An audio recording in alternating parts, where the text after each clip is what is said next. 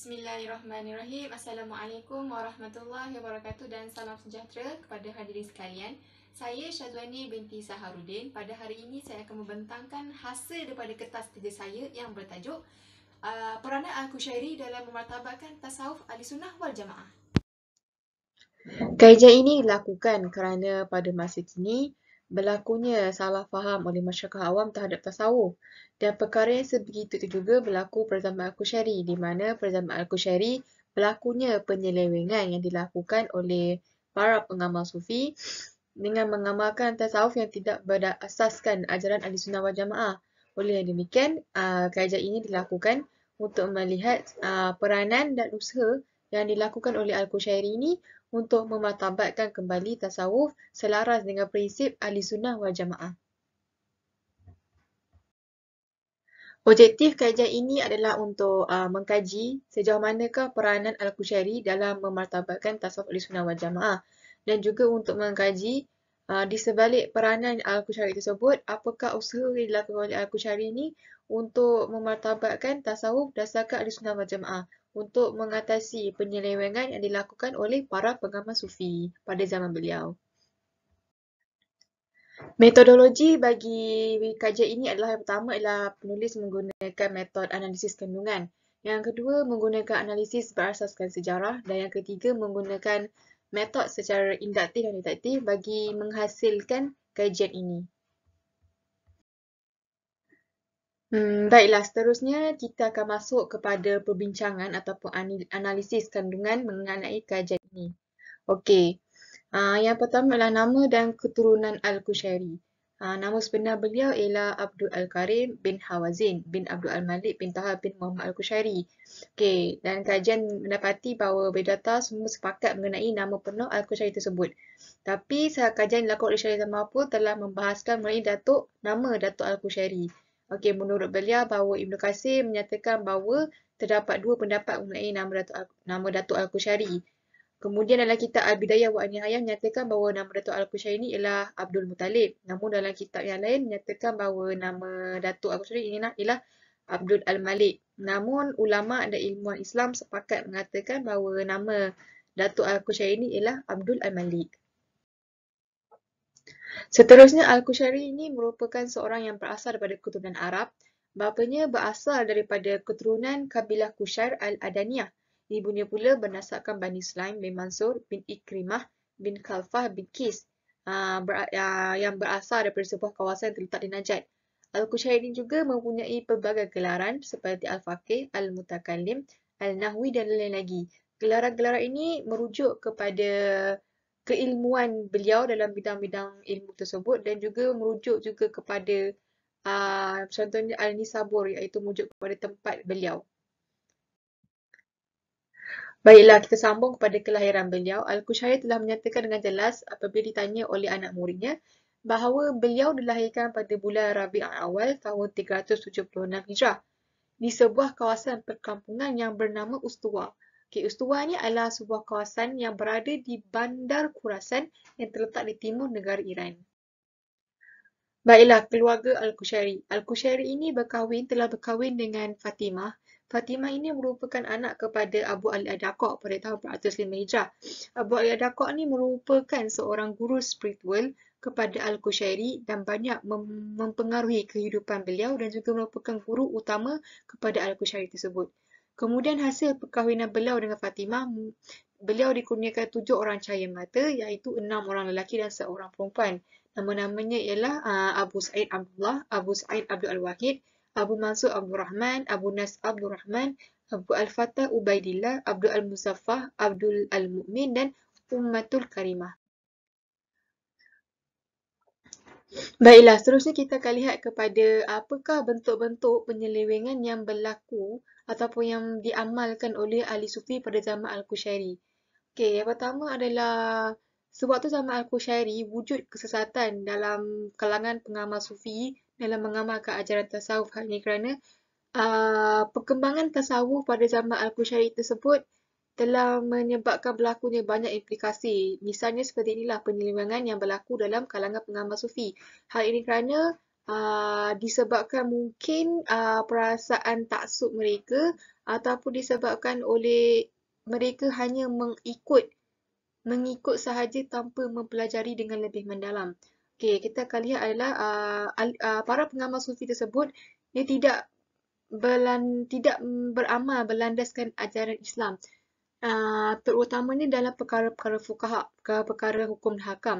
Dan kita dapat lihat bahawa pengamal sufi ini mengabaikan syariat di mana beliau melakukan ibadah tetapi tidak melakukan syariat. Kita berlihat kat sini adalah contohnya, misalnya, mereka berpakaian seperti orang miskin, namun mereka tidak bertindak seperti ahli sufi, iaitu orang miskin ni zuhud bagi ahli sufi, berpakaian seperti orang miskin untuk menunjukkan rasa rendah diri.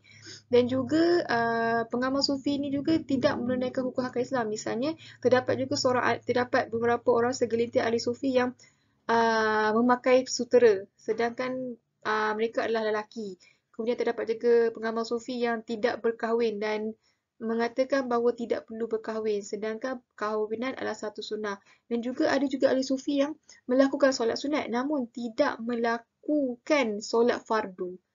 Ini menyebabkan penyelewengan ini menimbulkan berlakunya pelbagai masalah dalam kalangan ahli sufi dengan ahli fuqaha, sebab ahli sufi ini, pengamal-pengamal sufi ini tidak melakukan syariat dengan betul. Baiklah, kita akan sambung perbincangan kita kepada subtopik seterusnya, iaitu mengenai peranan Al-Qushayri dalam memartabatkan tasawuf Islam wal Jamaah. Ada 3 yang ditulis oleh penulis.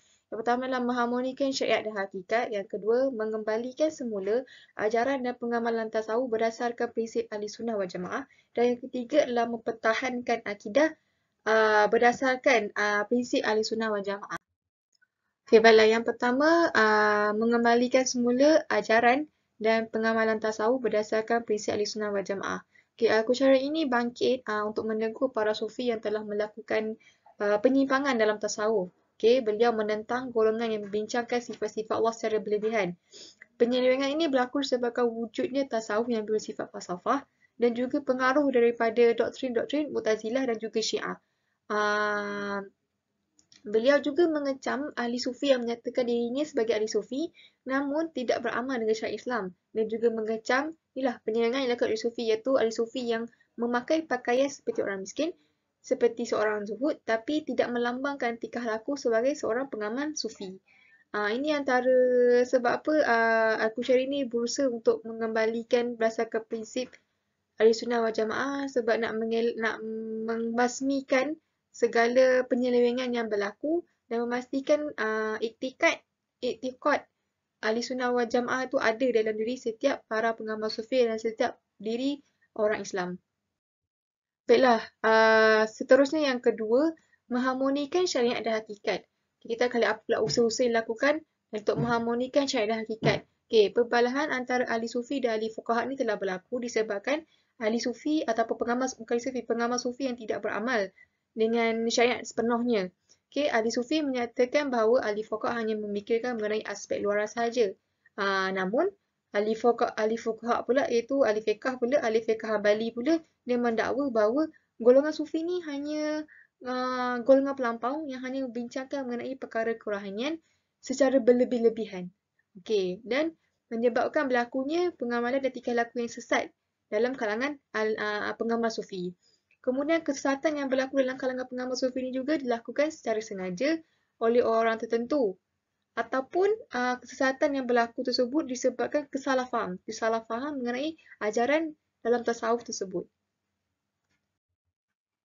Okey, kemudian pelbagai usaha yang dilakukan oleh Al-Qushayri untuk memperbaiki semula hubungan antara pengamal sufi, ahli sufi dengan fuqaha.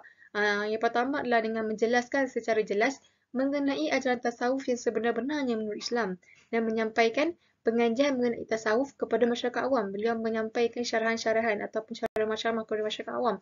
Kemudian Al-Qushayri juga menyeru kepada ahli sufi agar kembali beramal dengan ajaran tasawuf mengikut para ulama tasawuf abad ke-3 dan abad ke-4 Hijrah. Dan beliau menggesa ahli sufi agar mengamalkan tasawuf selari dengan hukum syariat. Kemudian yang ketiga adalah mempertahankan akidah ahli sunnah wal jamaah. Kenapa berlaku sedemikian? Sebab apa? Sebab Al-Qushayri hidup pada zaman pemerintahan Bani Abbasiyah. Pemerintahan Bani Abbasiyah adalah pemerintahan fahaman Mu'tazilah. Fahaman Mu'tazilah dan akidah ahli sunnah wal jamaah adalah berbeza sama sekali. Al-Qushayri berdepan dengan golongan Mu'tazilah, Karamiyah, Mujassimah dan Syiah. Ini menyebabkan beliau terpaksa membicarakan secara tegas mengenai perkara-perkara yang melibatkan akidah, perkara-perkara yang bertentangan dengan akidah ahli sunnah wal jamaah. Dan beliau juga menjelaskan perkara berkaitan tasawuf berdasarkan manhaj ahli sunnah wal jamaah. Sebab apa?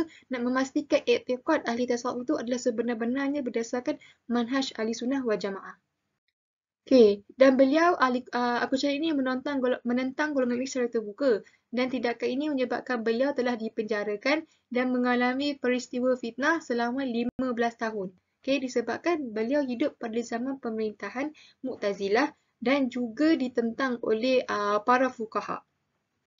Kesimpulan kat sini, kita dapat lihat bahawa Al-Qushayri ini memainkan peranan yang sangat besar. Dia memberikan keunggulan beliau dalam memastikan tasawuf itu kembali kepada landasan yang sebenar. Beliau berusaha bersungguh-sungguh untuk menjelaskan kepada masyarakat sewaktu hayat beliau mengenai pengamalan sebenar dalam tasawuf dengan menulis kitab Risalah Al-Qushayriah dan pelbagai-bagai lagi.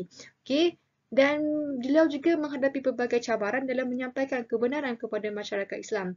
Hasil daripada kerja ini kita dapat lihat bahawa Al-Qushayri ini telah membuka laluan kepada perkembangan ajaran dan bidang ilmu tasawuf berlandaskan berasaskan prinsip ahli sunnah wal jamaah. Beliau berjaya memastikan tasawuf yang ada pada masa sekarang berlandaskan ahli sunnah wal jamaah dan juga merupakan tokoh terawal yang mengharmonikan syariat dan hakikat, yang mengharmonikan hukum hakam dan juga kerohanian. Dan beliau ini juga secara tidak langsung telah membuka ruang kepada Al-Ghazali untuk mengharmonikan lagi hubungan tasawuf dan syariat dan membuka ruang kepada Al-Ghazali untuk mengembangkan lagi ajaran tasawuf.